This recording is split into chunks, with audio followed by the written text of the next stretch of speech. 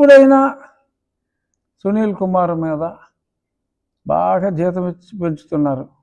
ఎందుకంటే IPS ఆఫీసర్లకి VR ఉండదు, ఈ డిఎస్పీలకి వీళ్ళకే ఉంటుంది పాపం ఆ విఆర్. అవి జీతాలు ఉండవు ఆ విఆర్ పీరియడ్కి. మరి ఇతనికేమో సుష్టిగా జీతాలు ఇస్తున్నారు. ఆఫీస్కి వచ్చి సంతకం పెట్టమంటే పెడతలేదు. ఎందుకు పెడతలేదు అంటే అడగరు. మరి ప్రభుత్వం వాళ్ళు కొత్త అల్లుడిని పోషించినట్టు మరి ఇతను పోషిస్తున్నారు. పని చేయకుండా జీతం ఇస్తున్నారు. అతను హైదరాబాద్లో కుదిరితే అలా అమెరికా, అలా వయా దుబాయ్ వెళ్ళి గోల్ఫ్ ఆడుకుంటున్నాడు. జీతం మటుకు ప్రభుత్వం ఇస్తుంది. సంతకం పెడతానికి ఆఫీస్కి వచ్చి రారా అక్కడే కూర్చోరా అంటే కూర్చోడు. ఏదన్నా అంటే మరి బెదిరింపులు అనుకుంటా. అంబేద్కర్స్ ఇండియా మిషన్ మీటింగులు, మన ఒంగోలులో మీటింగు ఏం మాట్లాడామంటే ప్రభుత్వం సుప్రీంకోర్టు ఇచ్చిన తీర్పుకి వ్యతిరేకం అంటే 5 జడ్జిలు ఒక జడ్జు ఆ మనసుకు నచ్చినట్టుగా మాట్లాడారు. ఆ విషయం గురించి నేను మాట్లాడుతున్నాను. అసలు మీటింగ్ పెడతానికి హక్కు లేదమ్మా. ఎవడో పిలిస్తే వెళ్ళటానికి నువ్వు స్థాపించిన సంస్థ ఆర్గనైజ్ చేసిన మీటింగు. మరి అంత ఓపెన్గా బ్లేటెంట్గా మాట్లాడాడు. అయినా నో యాక్షన్, అడ్డంగా దొరికాడు. ఇదే కాదు, దానికి ముందు కూడా ఒక 75 లక్షలు అకౌంట్ ఓపెన్ చేసి కొట్టాడు. డీటెయిల్స్ అన్నీ ఇచ్చాం. మరి ఇన్వెస్టిగేషన్ మొదలైందని నిన్న ఆంధ్రజ్యోతిలో చూసా. నేనే ఇచ్చాను కంప్లైంట్. ఇప్పుడు ఇది కూడా ఏదైతే కోర్టులో ప్రజెంట్ చేశారో అన్ని వివరాలతో దీని మీద కూడా నేను ఏసీబీకి కంప్లైంట్ ఇస్తాను. దీని మీద విచారణ చేయండి అని. చూద్దాం విచారణ ఎంతకాలం కొనసాగుతుందో.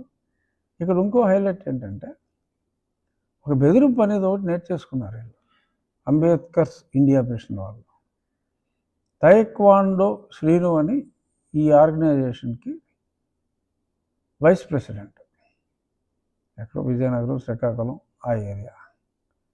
అతను ఓపెన్గా స్టేట్మెంట్ ఇచ్చాడు. నేను హిందూ పేపర్లో చదివా కొద్ది నెలల క్రితం. పివి సునీల్ కుమార్ని హెరాస్ చేసేస్తున్నారు ఈ కొత్తగా వచ్చిన ఈ కూటమి ప్రభుత్వం అని హెచ్చరించాడు. మా ఎస్సీలందరూ తిరగబడితే ప్రభుత్వాన్ని కూల్చేస్తామన్నట్టుగా మాట్లాడాడు తాయక్వాండో Srinu.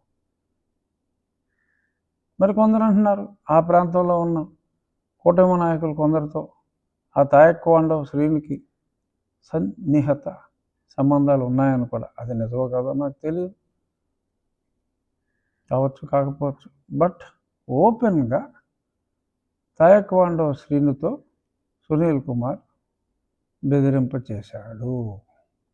Statements are there, visuals ఉన్నాయి, పేపర్ ఐటమ్స్ ఉన్నాయి, హిందూ పేపర్లో వచ్చింది. ఎందుకంటే ఇంత అవినీతి అధికారి మీద చర్యలు తీసుకుంటే మరి అతను సామాజిక వర్గం చూసి వదిలేయాలట. ఆయన నీతిపరుడట, గొప్ప ఆఫీసర్ అట. సో ఈ రకంగా ఓపెన్గా బెదిరింపులకు కూడా వాళ్ళు పాల్పడుతున్నారు. మరి ప్రజలు అపోహపడతారు, ఎందుకంటే ఆ బెదిరింపులు ఓపెన్గా చేస్తున్నారు. నేను చాలా స్పష్టంగా అతని పాత్ర ఉంది.